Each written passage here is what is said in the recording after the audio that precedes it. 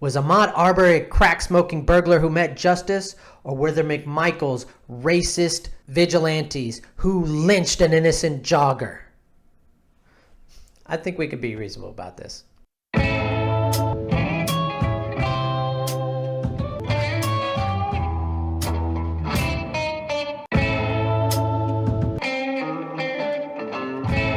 Hey guys, Seth Fuller here.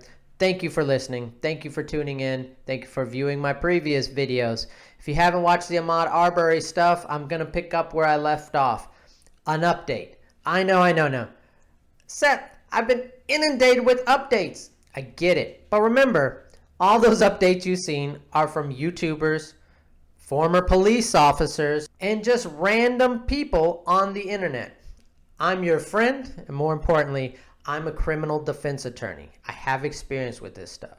So I at least have some basis for my opinions. More importantly, I'm not a Democrat. I'm not a Republican. I'm not conservative. I'm not liberal. I'm reasonable. I want to get to the truth. Most importantly, I bounce these ideas off of other lawyers, off of police officers, and I form my opinions in the crucible of open debate, which I think is the most important part of reaching the truth. So, what is the truth about the Ahmaud Arbery case? Was he jogging? Was he wearing boots? Was he a burglar? Was he criminal trespassing? Slow down. So first, since I last talked to you, several things have emerged. The first one I'll ignore. A bunch of internet guys got together and zoomed in on a shoe and said, hey, look, he wasn't wearing shoes. And that was the big thing. This is where you could tell bias comes in. There is a group who need for this to not be racial, who feel compelled to show that this had nothing to do with race, but was about one group of men who thought another man was committing a crime and were protecting their property. On the other side, you have people who need this to be about race, who can't face that perhaps Ahmaud Arbery was a criminal, and who can't face that maybe the McMichaels were reasonable property owners who were trying to protect someone else's properties and their own neighborhood from criminal elements. Both of those things can be true, but it's not up for us to decide. It's up for a jury. What I hope to do today is break down what a jury is going to be looking at, so you won't be surprised, like so many others will be, of what justice looks like. Because I can promise you, it's not what either of these extremes want it to be. So this was the first video released after we last talked, showing basically Ahmaud Arbery entering this shell of a construction. It shows it's a little more constructed than maybe some people were trying to lead you to believe. He wasn't jogging at the time of this video. I can't say whether he was jogging before or after. I don't think anyone can. But then it shows someone calling 911 and then him running away after they call 911. So, of course, one side is painting this as, oh, Ahmaud Arbery, he burglarized. Someone saw him burglarizing and he ran off. And the other side is painting him as, no, he was on a walking part of his long jog.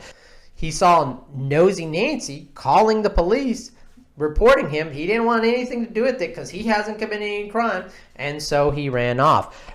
And he was right, because he was obviously chased down by these Nosy Nancys and later shot. So both sides have their own take on this. And then a second series of videos was released showing Ahmaud wandering around a construction site and looking around. Again, one side says, he was looking for something to steal clearly. The other side said, well, obviously he was just looking around. More importantly, more video was released of him on other occasions in this house. And so far, there is no evidence that he was stealing anything. So, one side says he was clearly up to no good. The other side says, no, he was clearly not doing anything. What does this mean to the case against the McMichaels? What does this mean for justice? Well, despite what Officer Tatum and many of these other conservative YouTubers are telling you, yeah, I'm talking to y'all. Come at me. I'm open for a debate. If If you think you're right and I'm wrong, I'm open for a debate. But despite of what they say, there is a legal standard of whether or not this was a murder, an involuntary manslaughter, or a self-defense. So first, let's look at what a good self-defense claim will look like. It starts with a citizen's arrest in Georgia. Now in Georgia, a private person may arrest an offender if the offense is committed in his presence or within his immediate knowledge. This is basically the shopkeeper's law. This is so that store owners can arrest a shoplifter without having them get off, and then the police are going to come 2 hours later and then no justice. That's what this is for. Or you see someone breaking into your car. You catch them breaking into your car or your house. But let's say car. To steal something, you can run and grab them and arrest them. This is not meant to empower vigilantism. And the state of Georgia put into place this very strict law that you had to observe it in your presence. That means there's no reasonable suspicion. That means there's no probable cause. That means you saw the crime happening.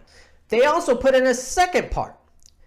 If the offense is a felony and the offender is escaping or attempting to escape, a private person may arrest him upon reasonable and probable grounds of suspicion.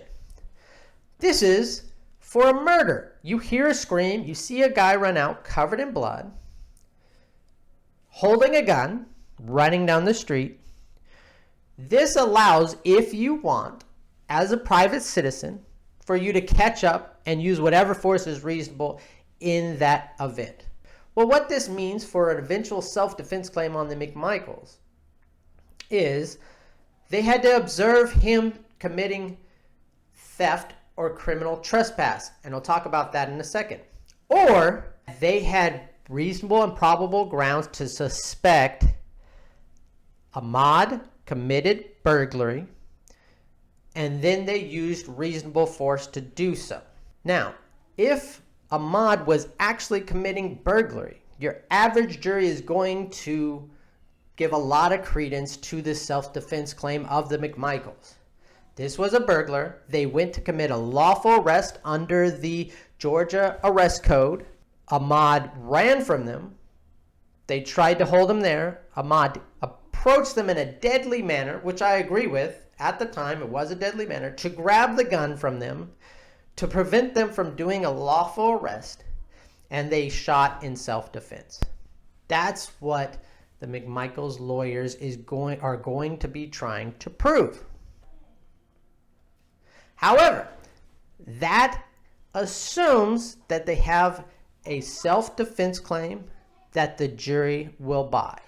And that self-defense claim is going to be based on the reasonableness of their citizen's arrest. So let's take a look at that. From the Georgia citizen's arrest statute, if Ahmaud was committing burglary, but more importantly, if the McMichaels had a reasonable and probable suspicion to think he committed burglary, then they are effectuating a lawful citizen's arrest, and they will at least be allowed a self-defense claim and have a decent chance of a jury buying that self-defense claim.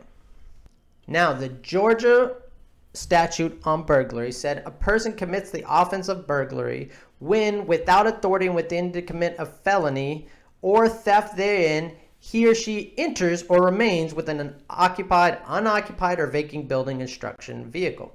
So this is the lower burglary statute. That is what they're going to use to try to get this self-defense claim, to try to shore up their grounds for arrest so they can get that self-defense claim. So the important part of this is the intent to commit a felony or theft. The only thing that they could have thought so far with the evidence they could have thought Ahmaud was doing was stealing. That's essentially what they were saying. They even say that they were burglarizing. They thought he was the burglar. Here's where the videos actually show the opposite, in my opinion, the opposite of what some of these people are showing. Because there are released videos that show Ahmaud entering the construction site on several occasions. Now, on the first occasion, you can think that he is burglarizing something. But if you have 3 or 4 separate occasions where he's entering and looking around and not stealing anything, at some point it goes the opposite way. You have to give him the benefit of the doubt that he is not stealing, that he is just looking around once again, that he does this regularly. As the construction goes on, he's watching the different phases of the construction. If they have tape of him stealing, he most likely committed burglary. And I think it's a really good argument that the McMichaels had reason to believe he had burgled the house if they saw him stealing something, or on these previous videos, which they clearly knew about, they said they knew about, he had stolen something. That is going to be the crux of this case. If he stole something, it's a felony burglary. They were committing a lawful arrest, and Ahmaud approached them in a deadly manner and left them no choice but to use self-defense. Deadly self-defense in this case, because they can't let him get the gun. So all of this stems on whether or not Ahmaud was stealing. I'm waiting for that evidence. So far, there is none. If that evidence comes, the city's going to burn. People are not going to be happy because there is one side that is so invested that this is a racial thing, that even if the facts show that these people were doing what was within the law, they will not accept it, and there will be rioting, protesting at the very least. It just won't go well.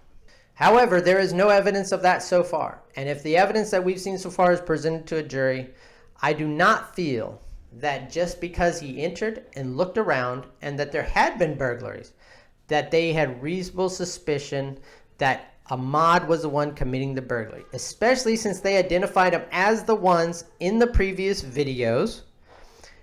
And so the question is, in the previous videos, did Ahmaud steal anything? The fake lawyers on Facebook will tell you this is about criminal trespass. And I'm telling you, it is not, unless there was signs. And it's not regardless, because of that caveat that if it's not a felony, you don't chase them down with guns. However, maybe they'll get an instruction from the jury for a criminal trespass. It could happen. And if they do, that needs to at least be addressed. Well, in Georgia, a person commits the offense of criminal trespass when he or she, knowingly or without authority, enters upon the land or premises of another person into any part of any vehicle, railroad, aircraft, blah, blah, for an unlawful person. And criminal trespass can't be the unlawful person. Did I just say persons? Obviously, I meant purpose. And that's a snake eating itself. You can't say, well, he was going to commit criminal trespass. No, 2 elements. 1, without permission. 2, to commit a crime. Now we're back to the same thing. If he was there to steal, then it's probably burglary under the burglary statute. If he wasn't there to steal, then it's not even criminal trespass unless it was posted. Now, assuming he went in there with posted signs, I don't understand why you wouldn't post signs if you have video. If they're stealing, the first thing you do is put no trespassing signs. It's not hard. Because then if you're going to go to the trouble of installing a video camera system, you also post no trespassing signs. But if there were no trespassing signs in this case, then there was no criminal trespass. It was an open structure. There were no doors or windows. He had been there several times. He had looked around. He was not committing any crime. There's no unlawful person. Just did it again. Moron. Why is that not a crime? Because there are certain people that we allow on our property who annoy us, but are not up to criminal nature. I'm looking at you, Jehovah's Witnesses. Anyways, we can't have people shooting at these people or arresting these people for coming on to sell you something, including Jesus. And so we have this law that says if they are entering and not intending to do a crime, then it is not a crime. Okay? So This is essentially so that you can catch someone before they steal something and still get arrested for something like criminal trespass. You could tell someone to leave your residence, and if they don't leave your residence, then you can get them arrested. Now, I know what you're saying. Why is there need to be a sign? Why do you just not know to walk into construction sites? Well, first of all, I do it all the time. I'm a curious person. So if you're saying nobody does that, I do it. I know tons of people who do it. I know a lot. It's all over the internet. People do it. You walk into open structures to watch construction. It's curiosity. More importantly, Georgia has recognized this, and in the case Patterson versus State, they say notice is an essential element of the crime of criminal trespass and must be proved by the state beyond a reasonable doubt. So anybody telling you that he didn't need notice, that Ahmaud just knew he wasn't supposed to be there, no, you can't. Don't just know. There has to be notice for it to be a crime. In this case, Georgia failed to prove beyond a reasonable doubt that Patterson had notice not to enter a porch, the state not having produced that evidence that he had been specifically told not to be there, and a sign counts, a closed door counts, a closed window counts, but just the knowledge that you're not supposed to be there is not enough. But because of that, because they couldn't produce that evidence, his criminal trespass was reversed. One important thing to note is that while a regular citizen won't know this about criminal trespass, and so it would get even fuzzier, that is not the case here. Gregory McMichaels was a long-time investigator for the DA, and before that, a long-time police officer. The jury will think he was supposed to know the basics about criminal trespass and about burglary. And I think it'll be easy to convince the jury that this is the basics and that the Facebook police officer's evaluation of it is not legally correct. If you've agreed with what I've said so far, you are going to hate what I say next. But luckily, the courts are on your side, not mine. The McMichaels were held without bond. At least one of them so far, but I believe both of them. This is a miscarriage of justice, even if they will be found guilty of a crime later.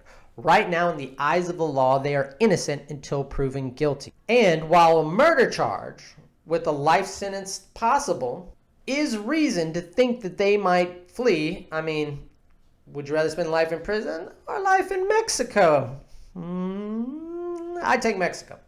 But more importantly, do these particular people in these particular cases, this particular case, have reason to flee?